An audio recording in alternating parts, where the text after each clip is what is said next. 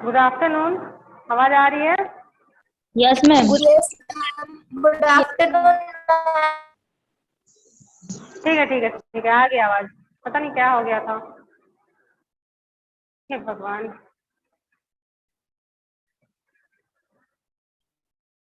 चलो, दिख रहा है अब?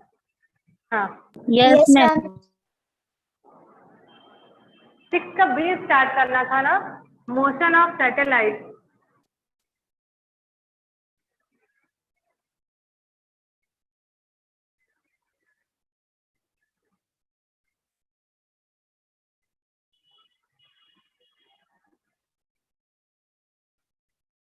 ठीक है, सैटेलाइट के बारे में कुछ पता है क्या होता है?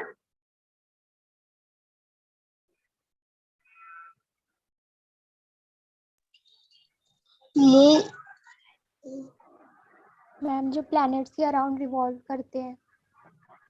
मैम जो अर्थ के हाँ अराउंड रिवॉल्व करता है हाँ, सही और बताया किसी किसी दोनों। काम करते हैं, हाँ, और क्या करते हैं?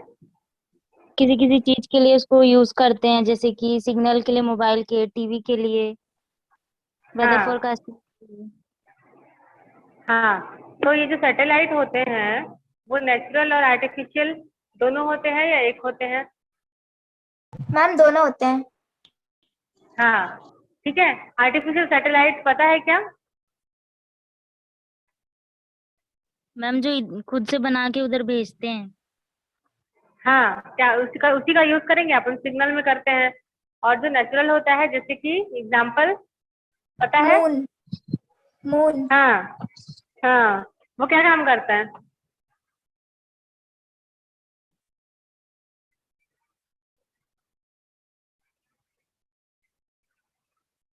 मून का क्या वर्क होता है? मून भी एक सैटेलाइट है। अगर वो हमारे अर्थ के चारों तरफ घूमता है, तो अगर वो सैटेलाइट है तो उसका कुछ तो यूज होगा। इसके बारे में आप लोग बताएंगे, आज नहीं तो कल बताएंगे। मैं आगे बताती हूँ मोशन ऑफ सैटेलाइट के बारे में, कि वो किस तरह से मूव करता है, उसकी स्पीड कितनी होगी, कैसे होती है, कैसे मूवमेंट करता है। तो सबसे पहले इसका जो टॉपिक है, फर्स्ट टॉपिक है स्केप वेलोसिटी। स्केप का मतलब होता है बाहर जाना। ठीक है, अब यहाँ पे किस चीज की स्केप वेलोसिटी के बारे में बात करेंगे हम? उस ऑब्जेक्ट के जो अर्थ के ग्रेविटी एरिया से बाहर चला जाता है।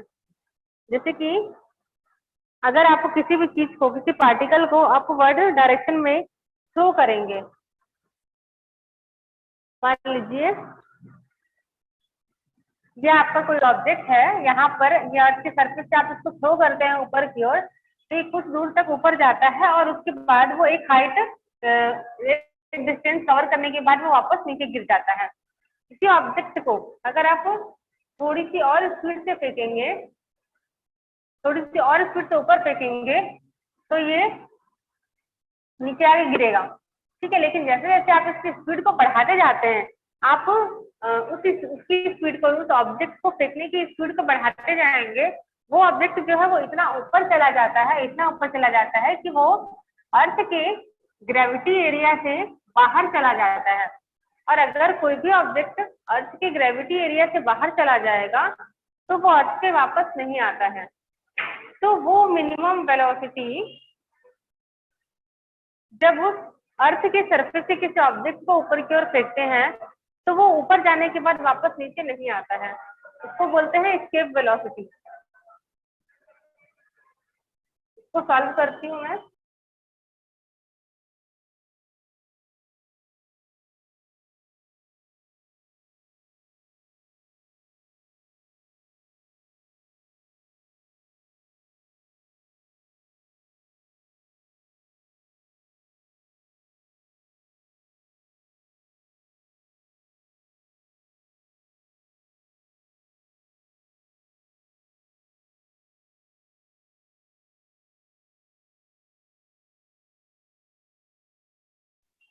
चलो, इसका डेरिवेशन सॉल्व करते हैं। क्वेश्चन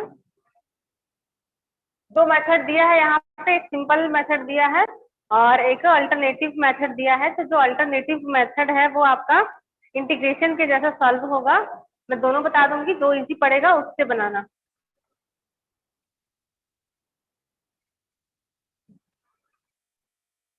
देखो, मान लेते हैं कि सबसे पहले हम अर्थ का सरफेस बनाएंगे, ठीक है। इस चैप्टर में अर्थ के सरफेस को बनाएंगे, ड्रॉ करेंगे। मान लीजिए ये आपका अर्थ का सरफेस है और इसका मास कितना ले लेंगे, कैपिटल एम इसका मास ले लेंगे। ये इसका सेंटर एरिया हो गया और ये हो गया इसका रेडियस। अर्थ के सेंटर से अर्थ के सरफेस तक उसका रेडियस हो गया, ठीक है। तो ग्रेविटेशनल पोटेंशियल एनर्जी की वैल्यू निकालते हैं कि अर्थ के सरफेस पे ग्रेविटेशनल पोटेंशियल एनर्जी क्या होती है, ठीक है।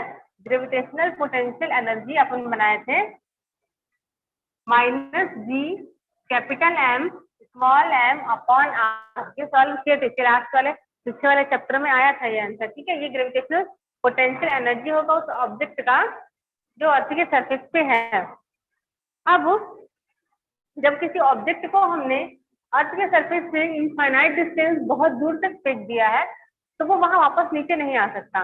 तो जब हम उसको अर्थ के सरफेस से दूर फेंकते हैं तो वो ग्रेविटी के अगेंस्ट कुछ वर्क करता है, ठीक है। तो जैसे जैसे ग्रेविटी के अगेंस्ट वो वर्क करेगा उसकी पोटेंशियल एनर्जी वहां पे बढ़ती जाएगी।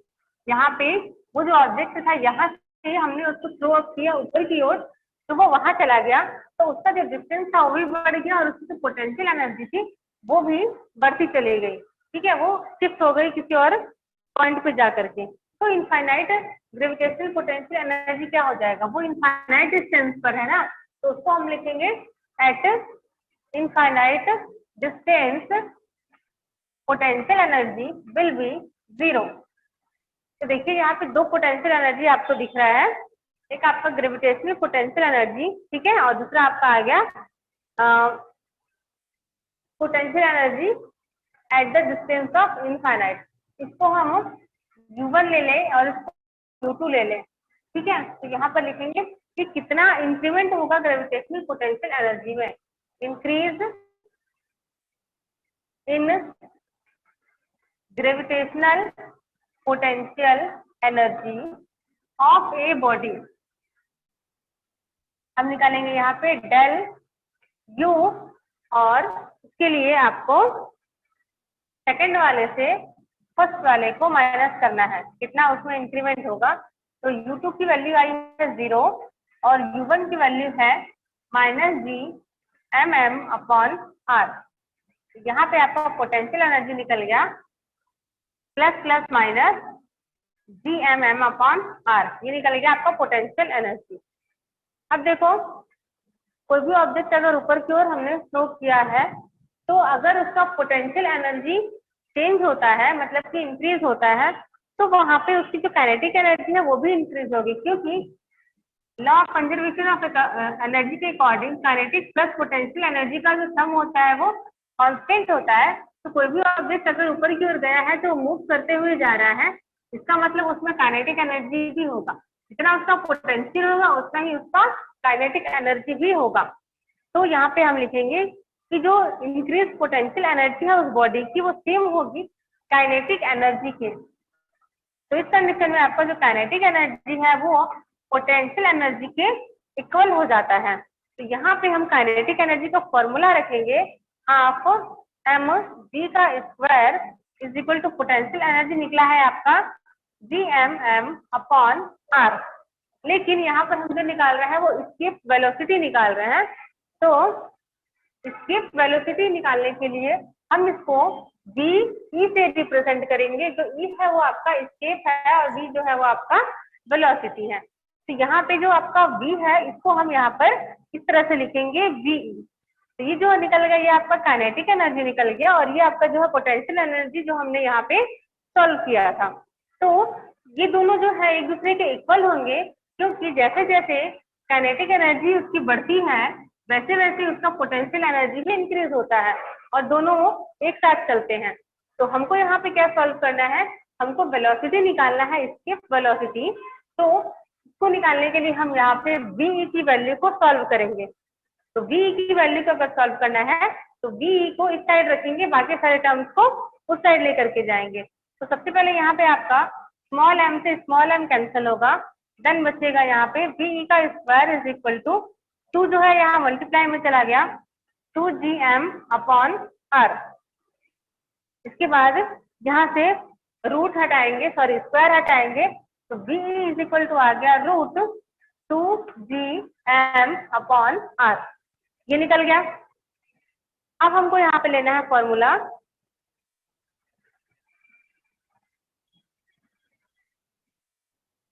ग्रेविटी का। ग्रेविटी क्या होती है, अर्थ के सरफेस पे ग्रेविटी कितनी होती है 9.81, और फॉर्मूले के फॉर्म में ग्रेविटी कितना होता है G इक्वल टू GM/R का स्क्वायर। यहाँ पे क्या करेंगे, इसको इससे मल्टीप्लाई करेंगे। क्यों? क्योंकि हमको यहाँ पे GM की वैल्यू चाहिए यहाँ पे पुट करने के लिए, तो हम यहाँ पे GM की वैल्यू निकालेंगे। तो आपका आ जाएगा, ये से मल्टीप्लाई होगा GR का स्क्वायर। अब उस GM की वैल्यू को इस वाले इक्वेशन में GM के प्लेस पर रख देंगे। ये आ गया आपका V is equal to root 2GR का स्क्वायर अपॉन डिवाइड में आपका था स्मॉल r था, इसको आप कैपिटल R, हाँ इसको कैपिटल R लिखेंगे हर जगह पे, मैंने स्मॉल लिखा हुआ है।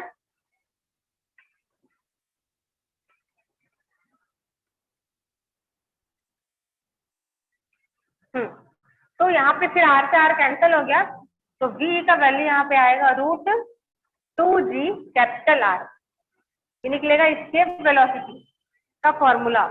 इससे रिलेटेड न्यूमेरिकल भी आता है, जिसमें आपको क्वेश्चन में दिया रहेगा G का वैल्यू पता रहेगा, रेडियस दिया रहेगा और वेलोसिटी निकालनी रहेगी।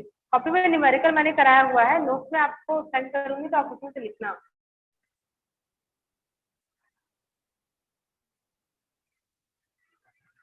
ये आपका एक मेथड हुआ, ठीक है। इसके बाद दूसरा मेथड बताऊंगी, अगर ये आपको समझ में आया तो।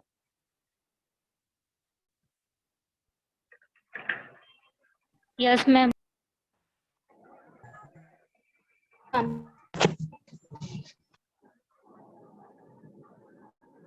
चलो, इतना जल्दी मत समझा करो यार, बहुत मेहनत से समझाती, थोड़ा आराम से समझो। इंटीग्रेशन मेथड आता है, सॉल्व करने इंटीग्रेशन से आता है? नहीं आता तो उसको आदत डालना, उसको 12th में बहुत काम आएगा, उससे बनेगा सारा क्वेश्चन। मैक्सिमम क्वेश्चन इंटीग्रेशन की हेल्प से सॉल्व होते हैं। देखो अल्टरनेटिव मेथड में भी सेम वही रहेगा, बस उसको हम लोग वो इंटीग्रेट करते हैं और कुछ नहीं करते हैं, ठीक है। सेम आपका बनेगा। अर्थ का यहाँ ड्रॉ बना लीजिए। अर्थ के सरफेस से इनफाइनाइट डिस्टेंस दूर हम किसी ऑब्जेक्ट को थ्रो करेंगे, इसका रेडियस हो गया कैपिटल R, मास हो गया m। अर्थ के सरफेस पे जो ऑब्जेक्ट रखा है उसका मास हो गया स्मॉल m, ठीक है। इसके बाद डिस्टेंस,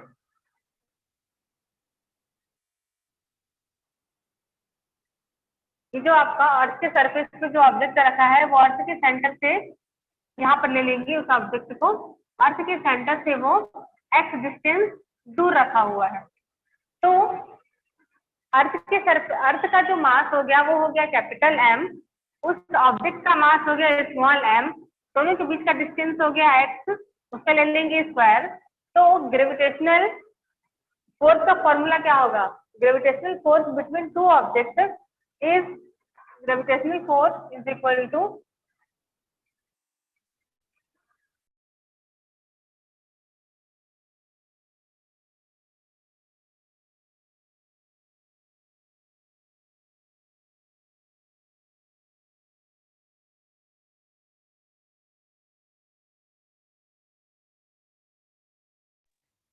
हाँ देखो ग्रेविटेशनल फील्ड का फॉर्मूला क्या होता है, सॉरी ग्रेविटेशनल फोर्स का formula F is equal to G/m/x का स्क्वायर, ठीक है। ये होगा उसका फॉर्मूला इस ड्रॉ के अकॉर्डिंग।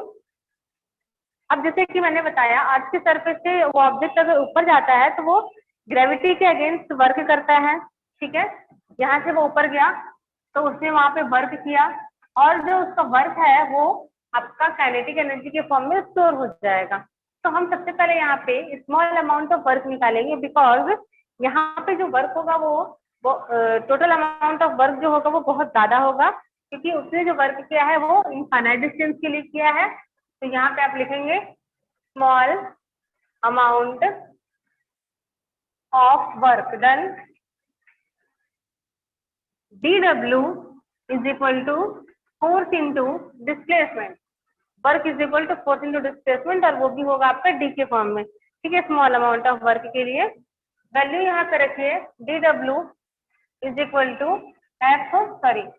जी एम अपॉन एक्स का स्क्वायर, और ये हो गया डी एक्स। अब यहाँ पे लिमिट पुट करेंगे हम लोग टोटल अमाउंट ऑफ वर्क निकालने के लिए। हाँ, तो जब टोटल अमाउंट ऑफ वर्क निकालेंगे तो स्टार्टिंग जो डिस्टेंस होगा वो लेंगे हम आर, और लास्ट डिस्टेंस लेंगे यहाँ पे इनफाइनाइट। तो जब वो आर डिस्टेंस पे होगा तो वहां पे वो 0 वर्क करेगा, और जैसे ही डिस्टेंस बढ़ेगा उसका वर्क जो है वो डब्ल्यू में कन्वर्ट हो जाएगा। तो यहाँ पे लेंगे हम लोग लिमिट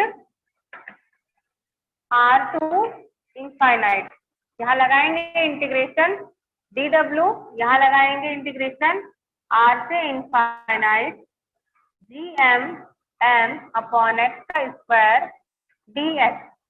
ठीक है, ये आपका 0 से डब्ल्यू हो गया लिमिट। तो यहाँ पर आपका इंटीग्रेशन हो करके आएगा डब्ल्यू, और ये आपका 0 से डब्ल्यू इज इक्वल टू, यहाँ पे आपका जो जी एम एम है ये पूरा बाहर आ जाएगा क्योंकि कांस्टेंट टर्म है, अंदर बचेगा सिर्फ एक्स की पावर -2, बिकॉज ये 1 के डिवाइड ऊपर डिवाइड में था, इसको ऊपर लेके जाएंगे तो एक्स की पावर -2 हो जाएगा।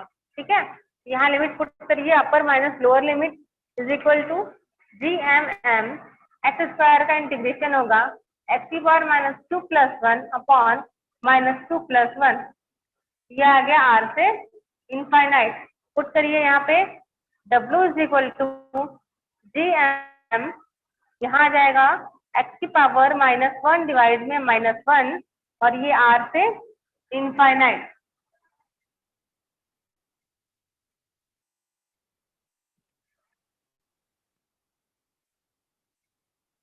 फिर अब इसका लिमिट पुट कर दो, W is equal to G M M, और ये हो गया, हाँ सबसे पहले जो माइनस टर्म है वो यहाँ सामने चला जाएगा, तो ये आपका माइनस हो जाएगा, और ये जो आपका एक्स की पावर -1 है वो डिवाइड में आ जाएगा, तो एक्स की पावर +1 हो जाएगा। अब रखो limit G M M 1 upon infinite -1 upon R, ये निकलेगा। तो जी एम एम यहाँ आ गया आपका 0 - 1 अपॉन आर, और ये मल्टीप्लाई होगा तो आएगा minus minus plus G M M upon capital R, ये निकलेगा उसका वर्क। तो उसने जो भी वर्क किया वो आपका पोटेंशियल एनर्जी के फॉर्म में स्टोर होगा। तो हम यहाँ पे जो G M M upon R आया है इसको लिखेंगे potential energy is equal to G M M upon R, ये निकल गया पोटेंशियल एनर्जी। ठीक है, अब जैसे कि बताया मैंने काइनेटिक और पोटेंशियल दोनों ही एक दूसरे के इक्वल होंगे, तो यहाँ पे काइनेटिक का फॉर्मूला रखेंगे हम और यहाँ पे पोटेंशियल का रखेंगे, और दोनों को जब सॉल्व करेंगे तो बीई की वैल्यू निकल जाएगी, जैसे कि फर्स्ट मेथड में हुआ था। सेम बनाना है इसको।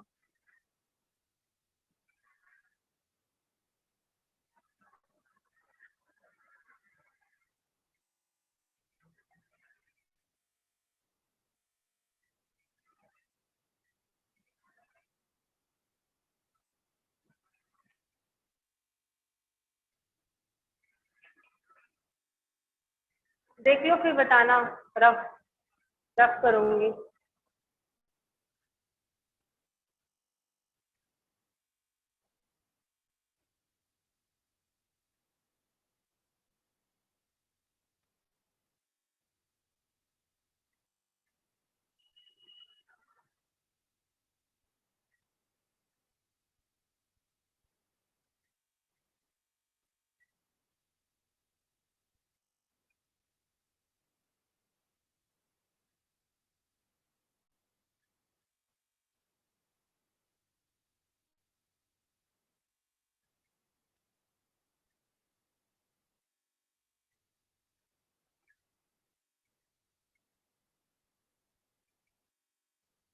बताओ आगे, एक छोटा सा थ्योरी का टॉपिक है, बता देती हूँ।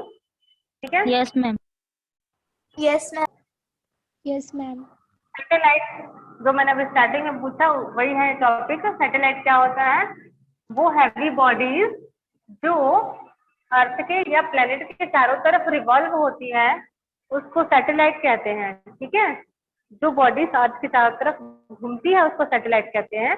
यहाँ पे दो टाइप का सैटेलाइट बताया गया है, एक आपका नेचुरल जो नेचर में ऑलरेडी प्रेजेंट है, और दूसरा हो गया आपका आर्टिफिशियल। तो नेचुरल में फर्स्ट एग्जांपल हो गया आपका मून, जो कि अर्थ का एक सैटेलाइट है। वैसे ही जुपिटर के भी 12 सैटेलाइट होते हैं जो उसके चारों तरफ घूमते रहते हैं। आर्टिफिशियल जो सैटेलाइट होता है ये क्या बेटा? मैम हेलो 16 दिया है जुपिटर का। 16 दिया है, हाँ हाँ 16 दिया है, सॉरी। हाँ, तो जुपिटर के 16 सैटेलाइट हैं और अर्थ का एक ही सैटेलाइट बताया है मून। तो वो जो सैटेलाइट है, जो आर्टिफिशियल जो सैटेलाइट होता है, जो हमारे कम्युनिकेशन वर्क में काम आता है या फिर टीवी ट्रांसमिशन में वर्क करता है, और रेडियो हो गया आपका, ये टीवी के लिए भी हो गया, रेडियो के लिए भी हो गया। तो इस तरह से बहुत सारे सैटेलाइट जो है वो हमारे अर्थ के सॉरी हमारी दुनिया में बनाए गए थे, और इसका जो यूज होता है बहुत सारी चीजों में होता है, जैसे कि मेट्रॉइड्स में आप लोग सुने होंगे ना, एस्ट्रॉइड और मेट्रॉइड सुना कभी? मेट्रॉइड्स के बारे में जानते हो कुछ भी?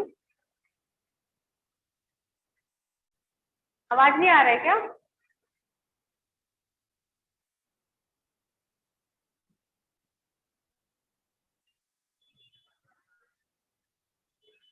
अरे बोलो ना, अरे बाबा आवाज आ रहा है कि नहीं? आ रहा है मैम।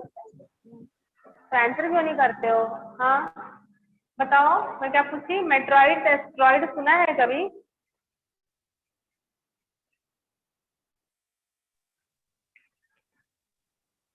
Yes ma'am. अरे क्या होता है? पता है तो बताओ, नहीं पता है तो कोई बात नहीं। अरे बहुत हमारे जो सोलार सिस्टम है ना, तो सोलार सिस्टम में सन और सारे प्लैनेट के अलावा और भी चीजें होती है जो वहां पे कंटिन्यूसली घूमते रहती है। एस्ट्रॉइड या मेट्रॉइड वो हैवी बॉडीज होती हैं, या बोल सकते हो बड़े बड़े भारी पत्थर होते हैं, जो कि किसी किसी प्लैनेट के चारों तरफ घूमते रहते हैं, या वो कहीं पर भी रिवॉल्व करते रहते हैं। तो ऐसा होता है ना कि कभी नेट पे देखना कि हमारे अर्थ की तरफ कोई बड़ा सा एक हैवी बॉडी है, एक पत्थर जो है वो आने वाला है या फिर आता है या टकराता है। तो ये जो एस्ट्रॉइड या मेट्रॉइड से टूटे हुए तारे को कहा जाता है। एस्ट्रॉइड जो है वो वही हैवी बॉडी को कहा जाता है जो कहीं पर भी घूमते रहता है। तो उनका जो मोशन होता है वो कहीं पर भी घूमने के कारण वो हमारे अर्थ से आकर के स्ट्राइक हो सकता है, लेकिन ऐसा नहीं हो पाता है क्योंकि जो अर्थ है वो अपने सेंट्रीपिटल फोर्स के कारण सन के चारों तरफ घूमता रहता है। तो ये भी जब आता है तो वो उसी फोर्स के कारण, सन की ग्रेविटी के कारण उसी डायरेक्शन में करने लगता है। बट कभी कभी क्या होता है कि वो इससे उसके आने की पॉसिबिलिटीज होती है। तो आर्टिफिशियल सैटेलाइट में हम मेट्रॉइड मतलब कि टूटे हुए तारे की इंफॉर्मेशन के लिए इसको यूज करते हैं। ठीक है, वॉर के टाइम पे जब वॉर होता है, लड़ाइयाँ होती है, तो उस टाइम पे जीपीएस की हेल्प से अपने एनिमी को डिटेक्ट करने के लिए इसका यूज करते हैं। इसके अलावा अर्थ की इंफॉर्मेशन के बारे में भी कि अर्थ में हमारे अर्थ में जितने भी जगह है और वहाँ पे क्या क्या प्रॉब्लम हो रही है या आने वाली है, या फिर वेदर की फोरकास्टिंग के लिए भी इसका यूज करते हैं।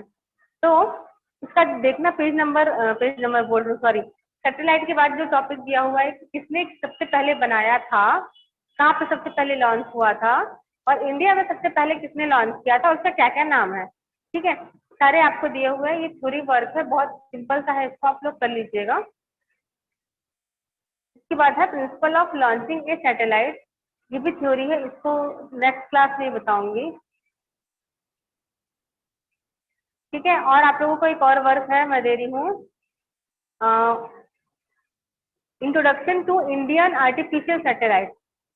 चैप्टर के लास्ट क्लास में आर्टिफिशियल सैटेलाइट के नाम दिए हुए हैं, कुछ इम्पोर्टेंट इंडियन सैटेलाइट का नाम दिया हुआ है। तो इसके बारे में भी थ्योरी ही वर्क है पूरा, खुद से भी इसको आप लोग पढ़ सकते हो। कि कौन सा फर्स्ट वो था आदमी जिसने सैटेलाइट बनाया था अदर कंट्रीज, सॉरी इंडिया में सबसे पहले किसने बनाया था, तो क्या यूज होता है। ठीक है, अगर वो कर लोगे तो फिर एक दिन या 2 दिन लगेगा इस चैप्टर को कंप्लीट होने में।